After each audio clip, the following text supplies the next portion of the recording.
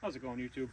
Today we are going to go through the Dingo. I've got a couple of things to address on it, some stuff that I've done before, some stuff that's new to me.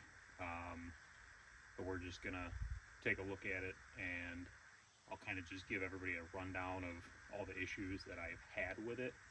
Um, all in all, it's not a bad machine. I don't want to give off the impression that I hate this thing and it sucks.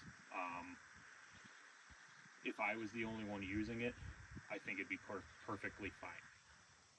The fact that I rent this machine out to people that don't really know what they're doing, and really have no instinct of self-preservation because all they have to do is give me a call and say, "Hey, come pick it up. I'm done with it." I I think that's more of the issue than anything else. However, name brand machines tend to break down far less.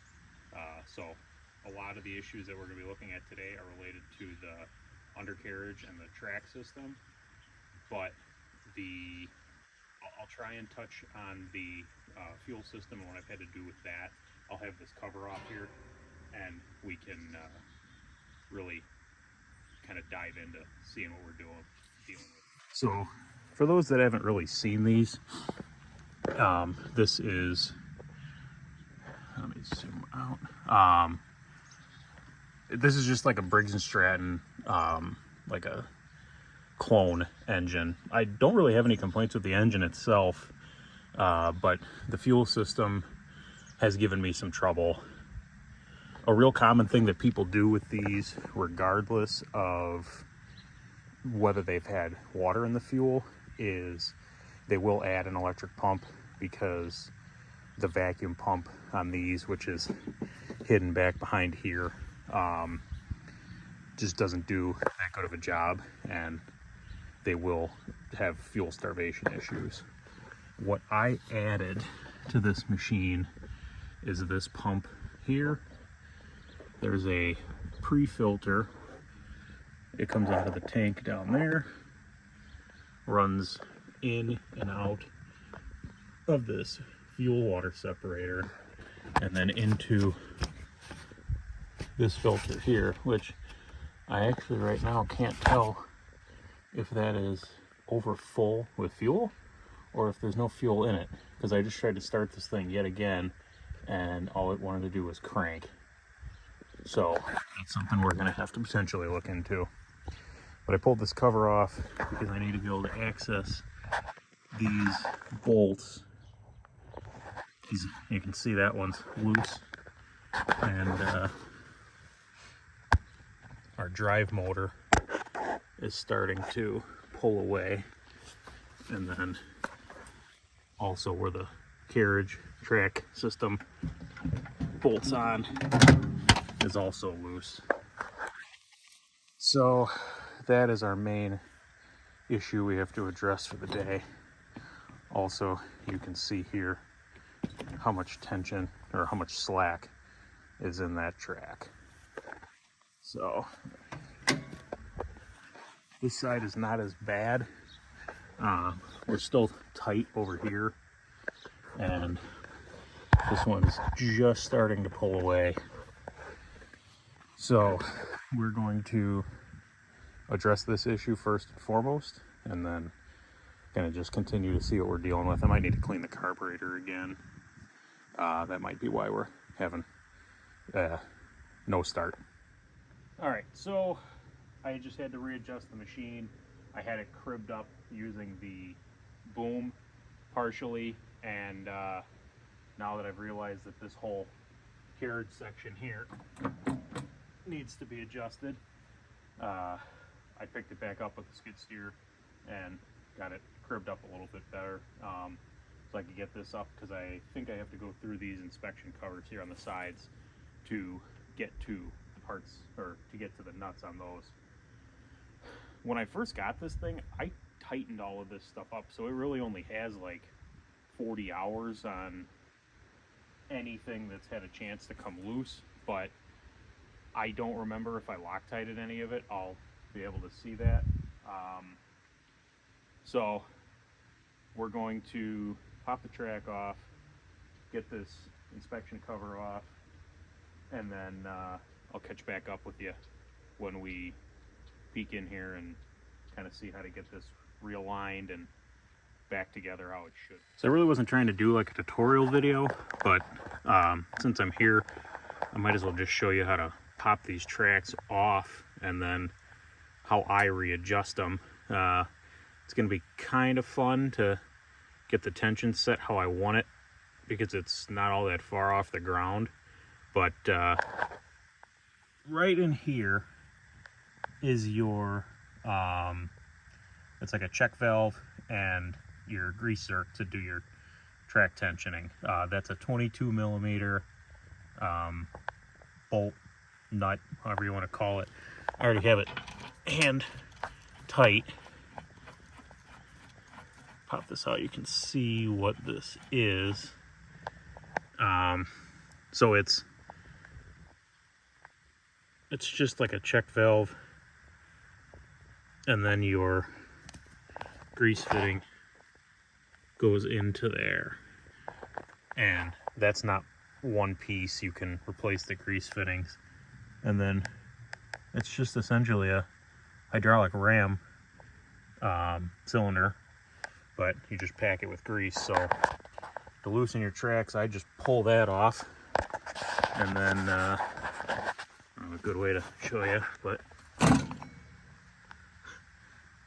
give it a yank, big glob will come out. Let me do it one more time. All right, so I needed another hand to do it, so I just put the phone back up.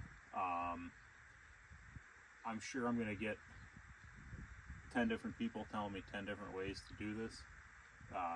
This is usually how I pop these tracks off. I just take a pry bar and go through this drive cog here, and then you can do it with the machine running, but like I said, that's not an option right now, so we're gonna use 2 hands to do a 3-hand job.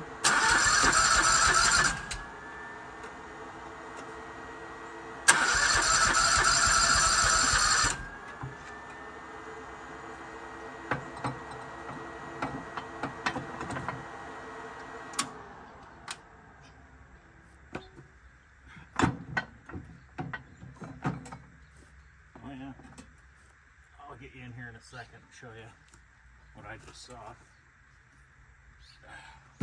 There's a track off. Holy shit. Alright. Get in here with the pry bar and get some of these chunks of mud and rocks out. Alright. See what we're dealing with here. There's barbed wire. Oh, so yeah, we're gonna have to tighten these up, and hopefully, I don't know, it's probably some sort of alignment for this too. So yeah, we're gonna figure this out real quick. All right, so got everything tensioned back up. Well, not really tensioned, but bolted together how it should be. So this carriage part on the front, I think I have it aligned. It's going to be better than it was regardless, but it's kind of hard to exactly know where it should be. There's some play in the bolts, so put it together and see kind of what it looks like. Drive motors back bolted tight together, so we are going to throw the track back on here now and tension it, and then I have to figure out what to do about the other side. I'd really like to avoid taking the track off, but we'll see. So I ended up shooting this video over the course of about 3 days, and I just realized while putting all the footage together that I didn't take any video of actually fixing the undercarriage. There wasn't anything wrong with it per se, just those bolts had figured out how to work themselves loose. They were not Loctited. I think they had lock nuts on them, or lock washers. So I probably incorrectly assumed that it would be fine when I kind of did a pre-inspection on this machine right when I bought it. So I addressed that and got everything back into spec, and we're going to pick right back up here reinstalling the tracks. All right, so we're going to get the track thrown back on here now. And again, there's 100 different ways to do this. This is just how I do it.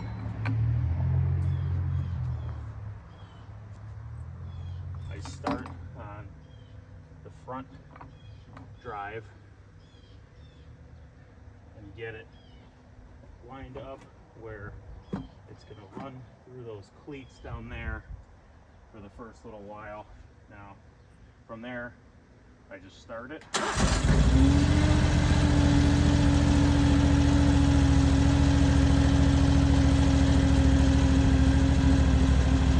Shake hands for danger.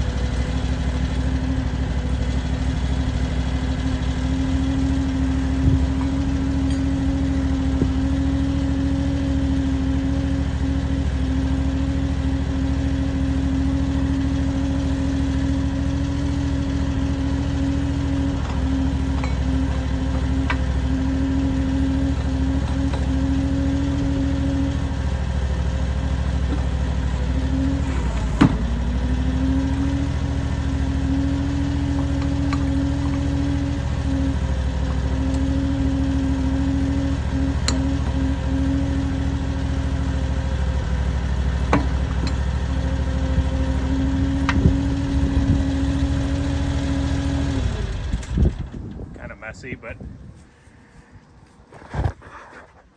you just at low idle just kind of slowly work it back and forth, and eventually it'll pop on.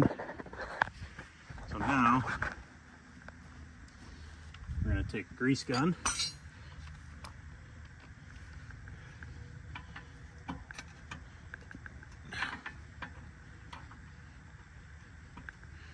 put it onto that grease zerk.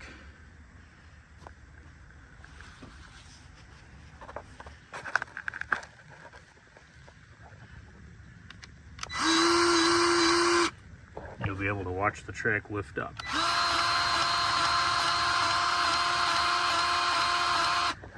So what's happening is this wheel, that idler is moving outward.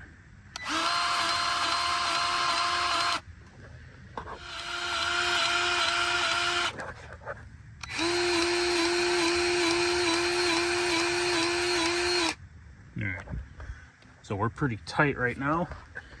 I'm going to start the machine and just run the track back and forth at high speed, 30 seconds or so, and then see where it's at.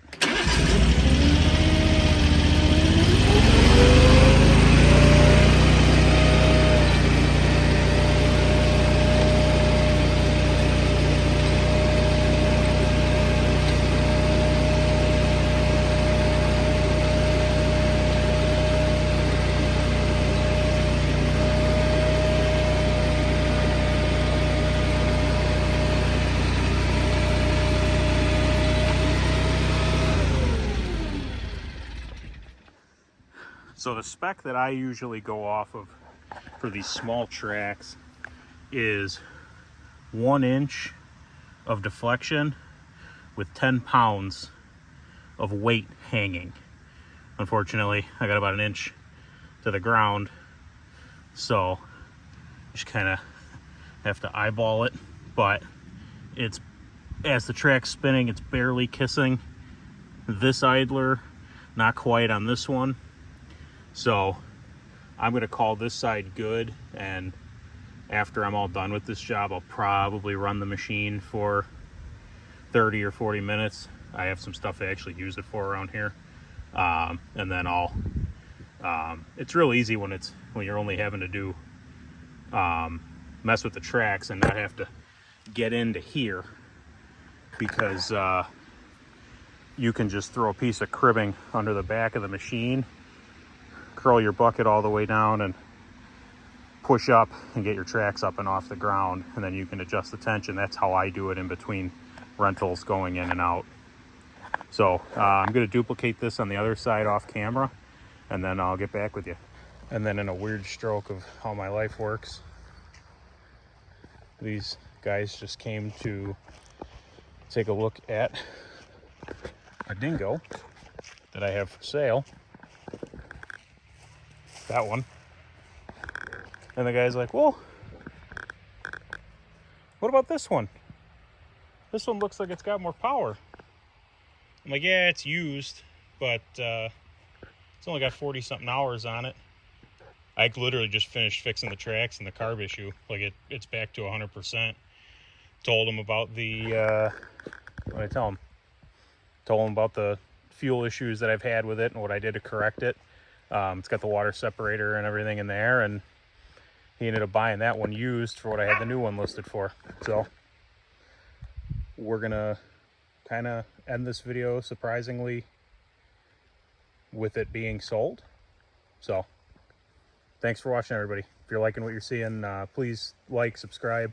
Seems like everybody's kind of liking this Chinese equipment stuff.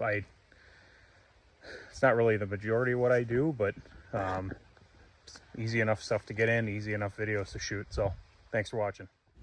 And right as I wrap this video up, I got a text message picture from the hauler bringing in my next load of flip machines from Ohio. So I got 3 more excavators and another dingo inbound. They should be here on Wednesday morning.